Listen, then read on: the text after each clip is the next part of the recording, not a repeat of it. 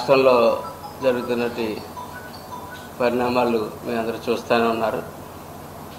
ఈ రాష్ట్రంలో ప్రతిపక్ష పార్టీ జనరల్గా అధికార పార్టీ యొక్క ఫెయిల్యూర్స్ని ప్రజలకు గుర్తు చేస్తా, ముందు వాళ్ళు ఏం చేయబోతారు అని చెప్తూ ఉంటారు. ఒకసారి వాళ్ళు విమర్శించిన విమర్శల్ని మేము సరి చేసుకుని ముందుకు తీసుకెళ్తాం. అది జరిగే విధానం ఎక్కడైనా సరే.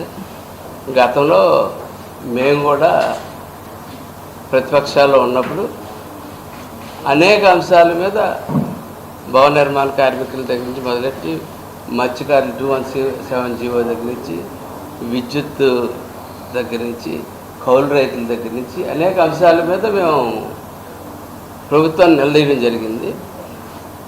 ప్రభుత్వం సరి చేసుకోకపోగా మా మీద దురుసుగా ప్రవర్తించి మమ్మల్ని అనేక సార్లు మా మీద కేసులు కట్టి జైల్లో పెట్టడం, అకారణమైనటువంటి రీతిలో బూతులు మాట్లాడి మా కుటుంబ సభ్యుల గురించి కూడా మాట్లాడే రీతిలో కొనసాగింది. ఈవేళ ఉన్న పరిస్థితుల్లో పవన్ కళ్యాణ్ గారు, చంద్రబాబు నాయుడు గారు ఒక జనరాజ్యమైన పరిపాలన అందిస్తున్న సమయంలో గతంలో వాళ్ళు చేసిన తప్పులు కప్పిపుచ్చుకోవడానికి ఏ అంశం మీదన్నా ఒక డిస్కషన్ వస్తే రాష్ట్రంలో ఒక అల్లరి సృష్టించడం, దాన్ని డైవర్ట్ చేయడం అనేది ప్రధానమైన చేస్తూ ఉన్నారు. మనం మనతో చూద్దాం, మనిషి అనేవాడు ఎవరన్నా, మానవత్వం అన్నవాడు ఎవరన్నా ఉంటే రోడ్డు మీద ఎవరన్నా పడిపోతే పాపం అంటారా, లేకపోతే గుద్దేశం వెనకేసుకొస్తారా?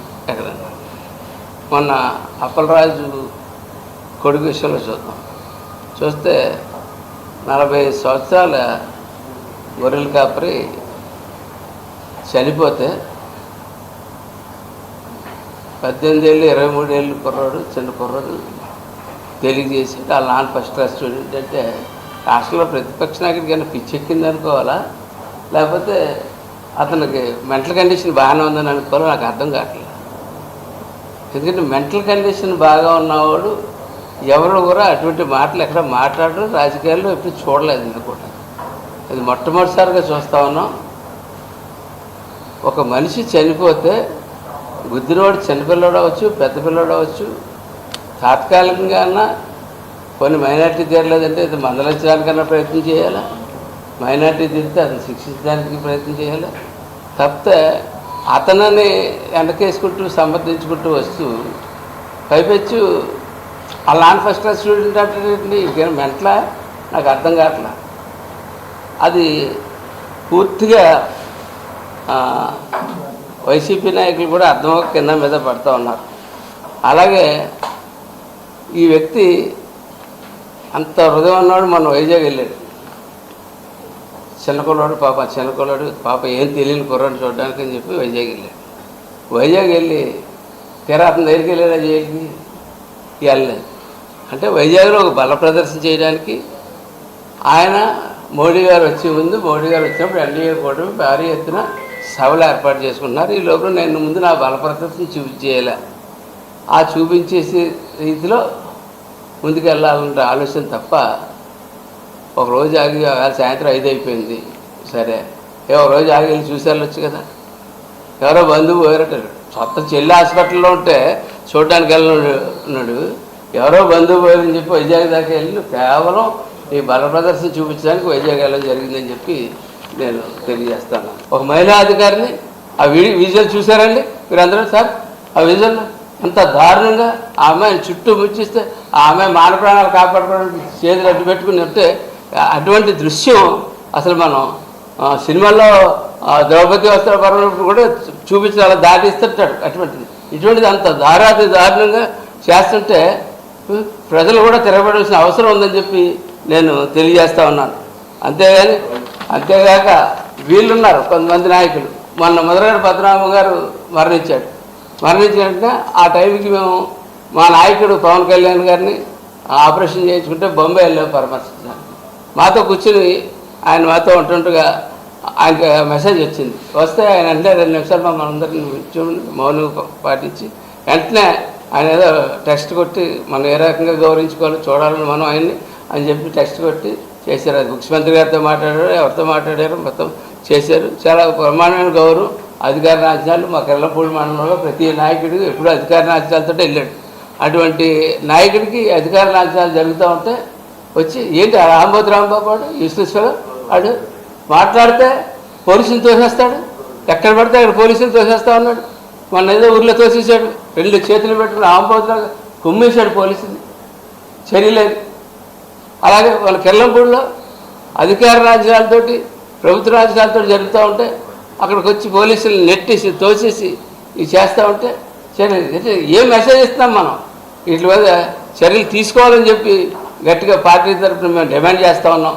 గట్టిగా పార్టీలో ఉంటానే పార్టీ తరఫున డిమాండ్ చేసే పరిస్థితి ఇవాళ ఈ రాష్ట్రంలో వస్తూ ఉంది.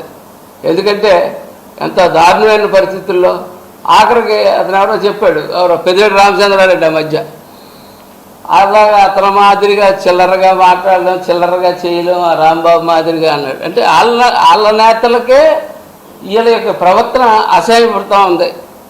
మొన్న బసవ సత్యనారాయణ గారు చెప్పాడు, ఏంటి రాంబాబు అలా చేయకుండా ఉండవలసింది కరెక్ట్ కాదండి. కరెక్ట్ ఎందుకు? వాళ్ళకి చిరాకు వస్తుంది, వాళ్ళ నాయకులకి చిరాకు వస్తే ప్రజలకు ఎంత చిరాకు వస్తుంది.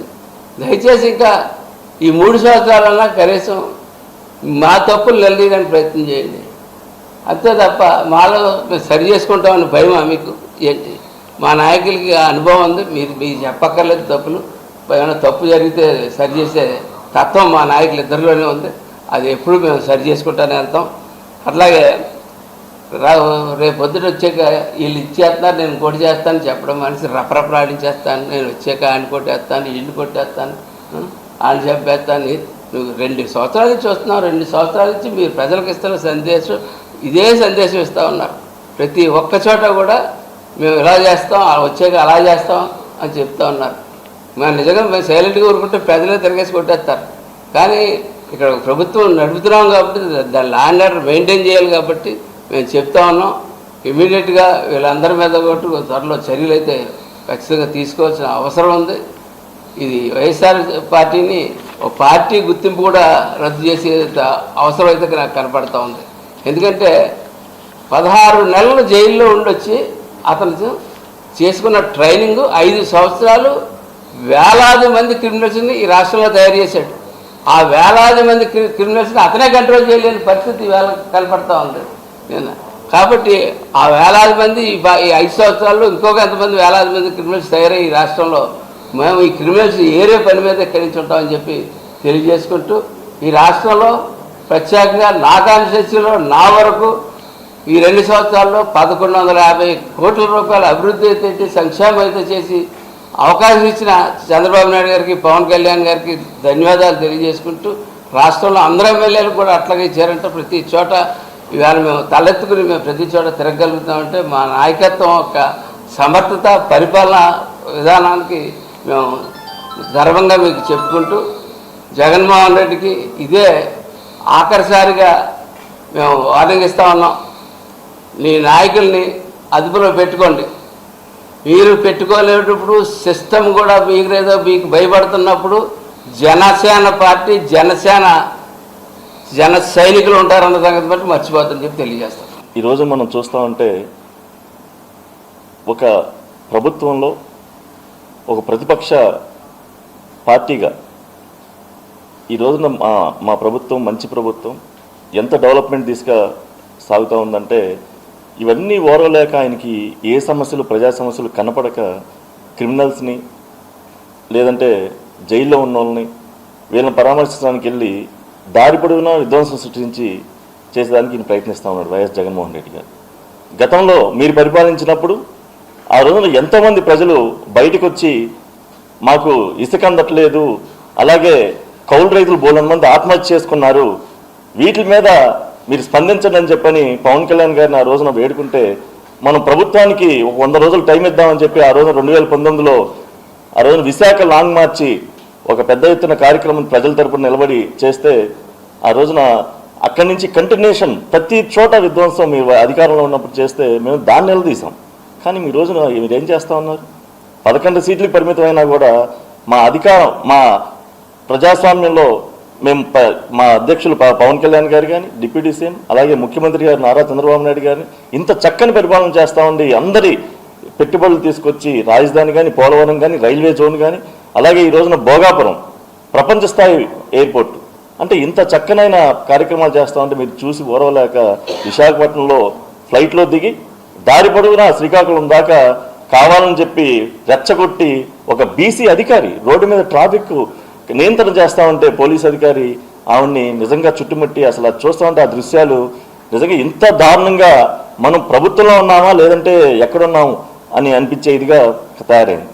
ఇంత దారుణం ఆవిడ్ని ఒక ఎక్కడ తాగరాని చోట్ల ఇచ్చేసి ఆవిడని నిజంగా ఆవిడ తలదించేసుకొని ఇంతమంది మధ్య ఆవిడ ఎంత అవమానకరంగా ఫీల్ అంటే ఒక పోలీస్ అధికారిని మీరు లెక్క చేయకుండా రెచ్చగొట్టి మీ అల్లరి మోకలను రెచ్చగొట్టి ఇచ్చేయడం అంటే చాలా దారుణం. అంటే ఒక వాళ్ళ అబ్బాయి ఏదో యాక్సిడెంట్ చేశాడు, మా అబ్బాయి మంచోడు అంటే ఇక్కడ మైనారిటీ తేరిన అబ్బాయి ఈ రోజున స్కూటర్ యాక్సిడెంట్ చేసి కార్ యాక్సిడెంట్ చేసి అతను చనిపోతే అంటే జనరల్గా తల్లిదండ్రులు పిలిచి కౌన్సిలింగ్ ఇస్తాం ఏది చిన్న జరిగితేనే. కానీ అలాంటిది ఆ తల్లిదండ్రులే తప్పు చేసి వాళ్ళని వెనకేసుకొని జైల్లో పరామర్శనానికి నువ్వు వెళ్తా ఉంటే నిజంగా ఎంత దారుణం. మీ సొంత చెల్లి హాస్పిటలైజర్ అయితే ఆవిడ పరామర్శన దిక్కులేదు. కానీ క్రిమినల్స్ని అలాగే మనం కృష్ణలంకలో చూసాం, అలాగే గంజాయి బ్యాచ్ని వాళ్ళని కొడితే వాళ్ళని వెళ్ళి పరామర్శించడం ఇంత దారుణమైన మీ యొక్క చంచలమైన బుద్ధి ఒక పిచ్చి పట్టి వైఎస్ఆర్సీపీ నాయకుడు వైఎస్ జగన్మోహన్ రెడ్డి కానీ మీ కార్యకర్తలు కానీ ఈ టైప్లో ప్రవర్తిస్తున్నారు. నిజంగా పిచ్చి పట్టి మీరు ఎందుకు పనికిరారు? ఆ చివరికి ఆ ఒకటి కూడా దిక్కుండదు 11 పరిమితం అయినా కూడా మీకు సిగ్గులేదని చెప్పి అందరూ రిలీజ్ చేసుకుంటా ఉన్నాం. దేనికంటే ఇక్కడ ప్రజలంతా చూస్తూ ఉన్నారు, ఎక్కడ ఏ సమస్య లేదు. ఆ సమస్యలు కనపడక పిచ్చెక్కి ఇలాంటి క్రిమినల్స్ని ఎంకరేజ్ చేస్తూ ఉన్నారు. మీరు ఈ రోజున ఎక్కడైనా చూడండి మా యొక్క పరిపాలనలో ఎంత చక్కగా ప్రజలు చక్కగా అనుసంధానంగా చేస్తూ ఉంటే వాళ్ళకి ఏ ఒక్క ఆఖరికి గిట్టుబాటు ధర కానీ, అలాగే పెన్షన్లు కానీ, అలాగే ఈ రోజున వైద్య సదుపాయాలు కానీ, ఎక్కడ డెవలప్మెంట్లు అన్ని రకాల డెవలప్మెంట్లు అవుతా ఉంటే మీకు ఏ సమస్య కనబడతలేదు. కనపడకుండా చేస్తున్న ప్రభుత్వం కూటమి ప్రభుత్వం. ఈ రోజున పవన్ కళ్యాణ్ గారు ఎంతో ముందు చూపుతో ఈ రోజున కూటమికి నడుము కట్టి ఒక మంచి ప్రభుత్వాన్ని స్థాపించి ఈ రోజున ఇంత చక్కగా చేస్తూ ఉంటే మీరు ఎంతసేపు పర్సనల్గా దూషించడం, కుటుంబ సభ్యులను దూషించడం, సోషల్ మీడియా వేదిక ఇచ్చేయడం, లేదంటే రోడ్ల మీదకి వస్తే అల్లరి మొక్కలతో రెచ్చగొట్టి అధికారం సైతం లెక్క చేయకుండా చేయడం అనేది ఇది చాలా దౌర్భాగ్యం. మీకు ఇది అంతటికి అనుభవిస్తారు. మేము దాని మీద చర్య తీసుకున్న ప్రభుత్వానికి ఇప్పుడు నానాజీ చెప్పినట్లు మా ఎమ్మెల్యే గారు ప్రభుత్వాన్ని మా అధ్యక్షులు పవన్ కళ్యాణ్ గారు కానీ, నారా చంద్రబాబు నాయుడు గారు కానీ, ముఖ్యమంత్రి గారు వారు ఎంతసేపుకి అభివృద్ధి దిశగానే ప్రజలకి ఏం చేయాలనే దృష్టితో ఉన్నారు. ఇలాంటి వాళ్ళు కూడా పని కూడా పడతారు, పని పట్టండి అని చెప్పి మా తరఫున కూడా మేము రిక్వెస్ట్ చేస్తా ఉన్నాం. థ్యాంక్ యూ, నమస్తే.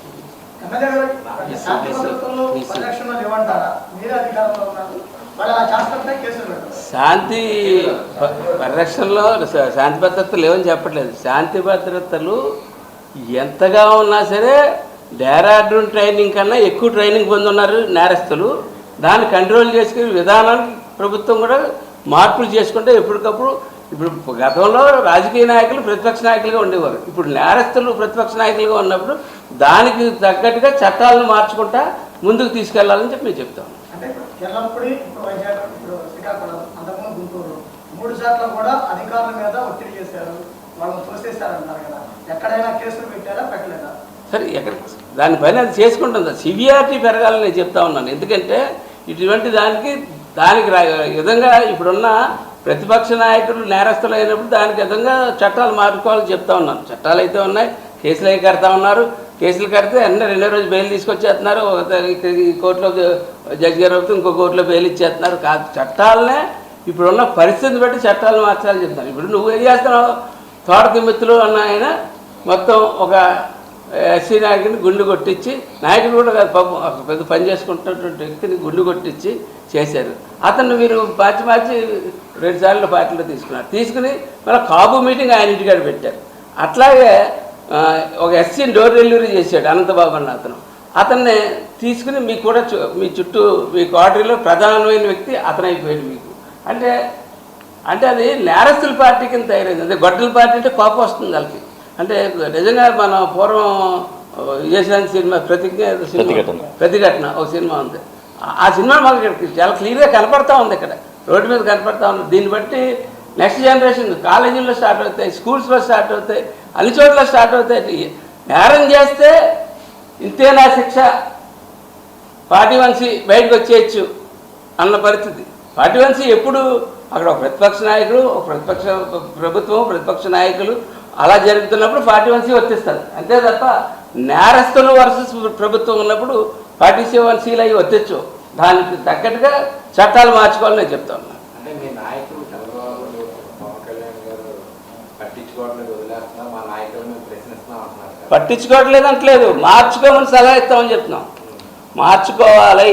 ఉన్న పరిస్థితిని బట్టి మనకు ఎదురుపడుతున్న వ్యక్తులు ప్రతిపక్ష పార్టీ వ్యక్తులు కాదు, మనకు ఎదురుపడుతున్న వ్యక్తులు నేరస్తులు. ప్రాణాలతో హానితో మేము అందరూ పని చేయలేము. మా కుటుంబాలు మేమే కాదు, మా స్థాయిలో కొంచెం ఏదో పర్లేదు, మా యొక్క కార్యకర్తలు నాయకులు ఉంటారు, వాళ్ళందరికీ ప్రాణహానికి జరిగేటువంటి ఇది కూడా కనపడుతుంది. చెంచులగూడలో వచ్చి ట్రైనింగ్ అయ్యేటి వచ్చేటువంటి వ్యక్తులు ఎవరైతే ఉన్నారో ప్రతి మూల ఈ రాష్ట్రంలో తయారై ఉంటున్నారు. అంటే ఒక పోలీసు అధికారిని, ఒక బీసీ పోలీసు అధికారిని రోడ్డు మీద ఆల్మోస్ట్ ఎంత దారుణం ఉందంటే ఆవిడ నేను కిచ్చిపరిచేట అవుతుంది ఎక్కువగా నేను మాట్లాడితే. అక్కడ జరిగినటువంటి సంఘటన ఆయన చెప్తారు, శ్రీనివాస్ గారు చెప్తారు. నిజంగా దారుణం అండి. ఒక బీసీ మహిళని ఆవిడ చూస్తూ ఉంటే అసలు తగలరా అంటే ఎంత మీదకి వచ్చేసారంటే, మనం ఇందాక చెప్పినట్టు ప్రతిఘటన సినిమాలు అప్పట్లో విజయశాంతిని అట్లా ఎట్లా గొడ్డల పార్టీ వాళ్ళు అంటే అది చూస్తుంటే నా విజువల్స్ మళ్ళీ మీరేదో బీసీలు వెన్నెముక, బీసీలు పార్టీకి ఏదో ఇది చెప్తా ఉంటారు. కానీ ఒక బీసీ మహిళ పోలీసు అధికారి ట్రాఫిక్లో నడి రోడ్డు మీద వచ్చి ట్రాఫిక్ ఇచ్చేస్తా ఉంటే ఆవిడ మీదకి వెళ్ళిపోయి అసలు గట్టిగా చూస్తే జనాన్ని ఒక పెయిడ్ బ్యాచ్ లాగా, ఒక ఎంజాయ్ బ్యాచ్ లాగా మీద పడిపోయే అమ్మాయిని అధికారిని చేస్తూ ఉంటే నిజంగా మాకు ఆ విజువల్స్ వస్తూ ఉంటే మీరు కూడా చూస్తుంటారు అవన్నీ. అంటే వాటికి గట్టి చర్యలు తీసుకోవాలన్నాం. అంటే ఇక్కడ ఎట్లా ఉందంటే, అంటే మా నాయకులు అభివృద్ధి, ప్రజలకు మంచి జరగాలి, ప్రజల కోసం మనం మన ప్రభుత్వానికి ఓటేశారు, దానికి మనం కృతజ్ఞతగా అనుక్షణం ప్రజల కోసం పనిచేయాలన్నారు. కానీ మేం చెప్తున్నామంటే ఇలాంటి నేరస్తులను కూడా కఠిన చర్యలు తీసుకుంటే బాగుంటుంది అనేది మా నానాజీ చెప్తున్న ఇది. ఇలా నేరస్తుల్ని ఏదో ప్రజలు తప్పులు చేస్తే ఏదో 41 నోటీసులు ఇవ్వటాలు, ఇవన్నీ కేసుల్లో బెయిల్ అవ్వటం కాదు, వీళ్ళు కావాలని చేస్తున్నారు, కావాలని అల్లరి సృష్టిస్తున్నారు. ఎక్కడ చూసినా అంటే దాదాపు 120 కిలోమీటర్ల పొడవున వీళ్ళు ర్యాలీ అవసరం అండి. 5ంటికి అక్కడ ములాఖాత్ టైం అయిపోద్దని మీకు తెలుసు కదా, మళ్ళీ దానికి వెళ్ళి అక్కడ మమ్మల్ని పర్మిషన్ లేదు అంటే మీకు నిజంగా మాత్రం ఈ జ్ఞానం మీరు ప్రభుత్వంలో ముఖ్యమంత్రిగా మరి ఎలగబెట్టారుగా ఆ టైంలో, మరి ఆ రోజు తెలియదా 5 గంటలకే ములాఖాత్ లాస్ట్ అనేది ఒక జిల్లా జైల్లో అని తెలియదా? మరి అలాంటిది మళ్ళీ వాళ్ళ అధికారుల మీద కూడా వెళ్తాం. అసలు ఏంది, ఎక్కడ రాజ్యాంగం ఏమైపోతా ఉంది? వీళ్ళ మీద మేము గట్టి చర్యలు తీసుకోవాలి. మనం చూస్తూ ఏదో అల్లర్లు అయిపోతే మనం ఆంధ్రప్రదేశ్ ఎక్కడో ఇబ్బంది పడతాం, మనం ప్రభుత్వం ఇది అవుతుందని చెప్పి ప్రజలకు ఇబ్బంది కలిగిద్దని చూడకుండా వాళ్ళ మీద కఠిన చర్యలు తీసుకోవాలని చెప్పి అంటే మేము ఆశిస్తున్నాం. దాంట్లో భాగస్వామ్యంలో మేము కూడా ఉన్నాం, మా వంతు మేము కూడా ఇచ్చేస్తాం. మా అధ్యక్షులు పవన్ కళ్యాణ్ గారు కూడా మేము చెప్పేది అదే. అంటే ఎక్కడా కూడా ప్రజలు ఈ రోజున వీళ్ళు ప్రజలే తిరుగుబాటు చేసి వీళ్ళని శిక్షించే పరిస్థితి ఈ రోజున తయారవుతుంది. అంత దారుణంగా వీళ్ళు ప్రజల్లో అల్లకల్లోలం సృష్టిస్తున్నారు, అల్లరి సృష్టిస్తున్నారు, సంఘ విద్రోహ శక్తుల్ని దాంట్లో పెడతా ఉన్నారు. ఇవన్నీ మేము చెప్తా ఉన్నాం.